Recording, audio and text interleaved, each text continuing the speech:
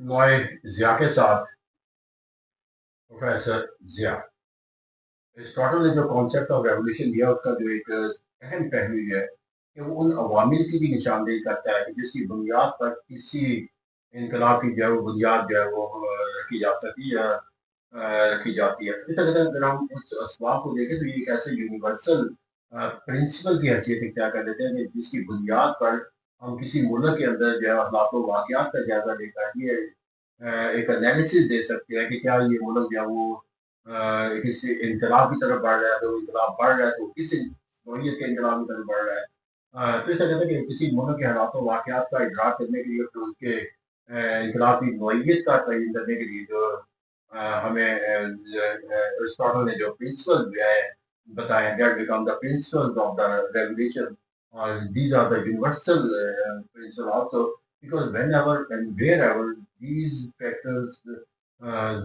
exist, we have witnessed the revolution there. तो इसे कहते हैं कि ये कोई एक ऐसा तस्वर नहीं है कि जो एरिस्टोटल ने दिया तो उसी हालात वाक़यात है दुनिया में जब भी कहीं भी किसी भी वक्त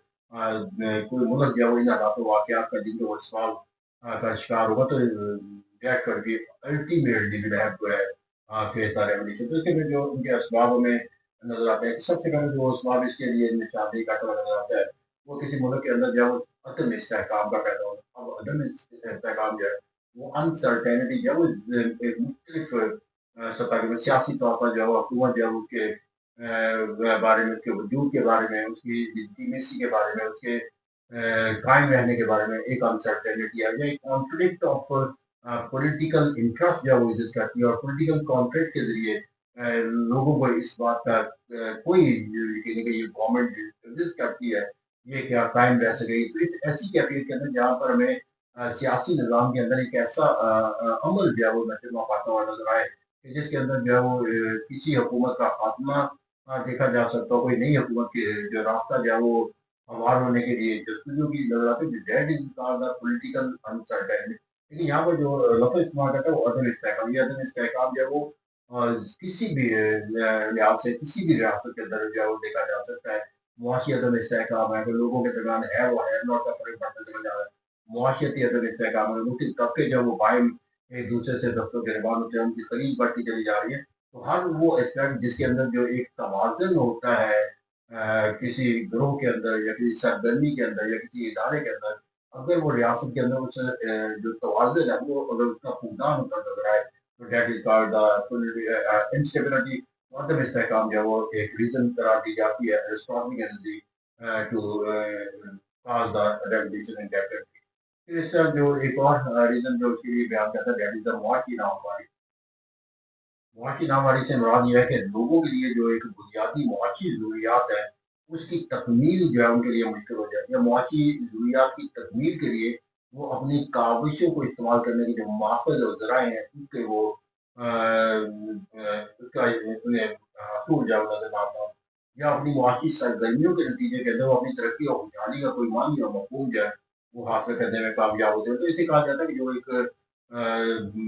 मुआशी सरगर्मी that is just like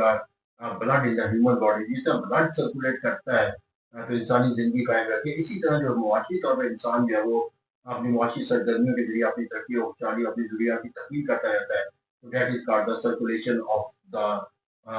economy. तो जब तक किसी मुल्क के अंदर ये सर्कुलेशन ऑफ इकोनॉमी ना रहे तो वहाँ पर फिर तरक्की और मुआशी जो हालात वाक़यात है वो कायम नहीं हो सकते। और अगर ऐसा ना हो तो फिर मुआशी अदम इस्तेहकाम जो है उसका या मुआशी नाहमवारी जो है या इकोनॉमिक इम्बैलेंसेस जो है वो अल्टीमेट उसको का मुकद्दर बन जाता है।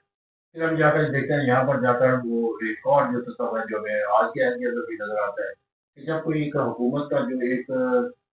कायम करने वाला गिरोह है या जो हुकूमत हासिल कर ले या जो ताकतवर तबका बन जाता है वो तबका जो इक़्तिदार के ऊपर मसलन फ़ाइज़ हो वो अपनी ताकत और वसाइल का जो तमाम तर झुकाव है और उसके जो इस्तेमाल है वो स्पेसिफाइड कर दे किसी खास तबके के लिए जिसकी वजह से एक जो मुआशरे के दूसरे तबके जो उनसे मुंसलिक ना हो वो अपने आप को अपने हकूक़ के तहफ़्फ़ुज़ के लिए उसे ख़तरा तस्वुर करें या उसके अपने हकूक़ के खिलाफ सरगर्म तो that is the another reason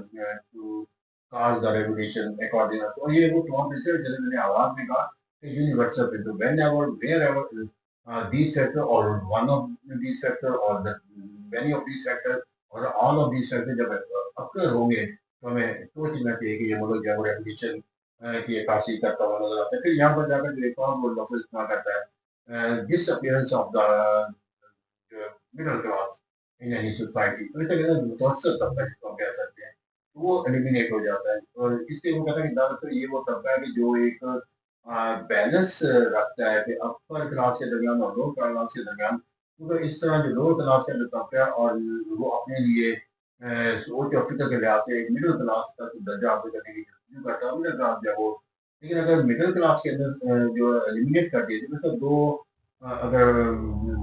part ہے اور اس کے درمیان ریچ کا ایک کام کر رہا ہے تو وہ دونوں کو آپس میں رگڑ کرنے سے بچاتی ہے. تو مڈل کلاس کا طبقہ جو ہے وہ اپر کلاس اور لوور کلاس کے درمیان جو ایک رابطے کا ذریعہ رہتا ہے اور لوگوں کے درمیان جو ان کے درمیان ایک کنیکشن کا ذریعہ. یہ ایلیمینیٹ ہو جاتا ہے. مینس کیا ہوتا ہے کہ جو سفرنگ کلاس ہے جو طبقہ ہے جو ایک محروم طبقہ ہے وہ طبقے کے اندر تعداد میں اضافہ ہوگا. اور اس کے اندر جو اسپیکٹ یہ ہے کہ جو مڈل کلاس ڈسپیئر جب ہوتی ہے تو it add in the poor class. تو مڈل کلاس کا ڈسپیئر ہونا اٹ مینس کہ it added in the poor people are already suffering. تو جب ایک مڈل کلاس اپنے اسٹیٹس سے نیچے جاتا ہے تو اس کی سفرنگ اس لوور کلاس کے اندر اضافہ ہی نہیں کرتی تعداد کے لحاظ سے بلکہ ان کی فرسٹریشن کیونکہ ایک ڈاؤن فال ہوتی ہے اس لیے وہ نیچے والا جو طبقہ ہے اس کے اندر جا کر اس کے لیے ایک مقصد بن جاتا ہے اس کی سوچ اور فکر کو تبدیلی کی طرف لانے کا. کیونکہ وہ جو محرومی کا طبقہ ہوتا ہے وہ اپنی محرومی کو دور کرنے کا پھر مقصد تلاش کرتا ہے اور ایک لوور طبقے کے اندر وہ شامل ہوگا. لوور طبقہ اور مڈل کلاس طبقہ مل کر کے وہ ایک انقلاب کی بنیاد جو ہے وہ بنا دیتے ہیں. پھر یہاں پر جا کر اگر ہم دیکھا جائے تو کہتا ہے کہ ایک اور جو ریزن کسی کی انقلاب کی تشکیل پا سکتا ہے وہ انتہا پسندانہ نظریہ ہے جو ایکسٹریمسٹ کانسیپٹ ہے. یہ نظریاتی طور پر ہو سکتے ہیں سیاسی طور پر ہو سکتے ہیں سلوگنز ہو سکتے ہیں. جب کسی ملک اور قوم کے اندر جو انقلابی تصورات جو وہ تشکیل دیے جاتے ہیں تو اس کے لیے کسی نہ کسی سلوگن کا اور جو لوگوں کے جذبات کے مطابق کوئی پیغام ایسا دے کر جو لوگوں کے لیے جو ہے وہ باعث کشش ہو ان کو حالات اور واقعات کا ادراک دلائے بغیر انہیں خواہشات کے تابع بنا کر جو ہے وہ ایک ایسا عمل ان کو اختیار کرنے کے لیے اختیار کیا جا سکتا ہے جو انقلاب کی شکل بن جاتا ہے. مثال کے طور پر جیسا یہ کہا جاتا ہے کہ نوجوانوں کی حکومت آنی چاہیے. نوجوان جو ہے وہ اس لوگوں کو ایکسپٹ کر دیتے ہیں. جس طرح کہا گیا کہ روٹی کپڑا دکان تو میں سلوگن ہے جس کے نتیجے کے اندر آپ جو ہے دنیا کے اندر جو انقلاب ہے کہ بوجھوا کلاس کو جو ہے وہ ختم کرنا ہے آتھورٹیریٹ انقلاب لے کر آنا ہے. یا جیسے فرینچ ریولیوشن کے اندر یہ ہے کہ لوگوں کے لیے یہ کہا گیا کہ گورنمنٹ قانون جو ہے وہ آزادی جو ہے وہ لوگوں کو جو ہے وہ آزاد پیدا ہو کے آپ کے وقت گزرنے کے ساتھ حکمران جو ہے وہ قانون کی زنجیروں میں جگہ جو ہے وہ آپ کے زنجیروں کو توڑ دیں. دنیا کے اندر بہت سے ایسے انقلاب ہمیں دیکھنے کو ملتے ہیں جہاں پر انقلابات جو ہے ایک ایسے نظریے کی بنیاد پر تشکیل پاتے ہیں جو کہ انقلابی سوچ اور فکر کی بنیاد قرار دیا جاتا ہے. جیسے کہتا ہے کہ پاکستان کا مطلب کیا رائے نہ لینا تو یہ بھی وہی انقلاب تھا جو ہندوستان کی تقسیم کا اسباب بنا. تو انقلاب جو ہے وہ ہمیں ایک نظریاتی سوچ اور فکر کے تحت تشکیل پا سکتا ہے. تو جب کسی ملک کے اندر کسی ایک سوچ اور فکر کو پروان چڑھایا جا رہا ہو نظام مصطفیٰ کی تحریک پاکستان میں ہم نے دیکھا تو ایسی سوچ اور فکر کی جو انقلابی سوچ اور فکر کا ذریعہ بن جائے اس کے لیے ایک ایسے ماحول کو پیدا کیا جاتا ہے جو انقلاب کا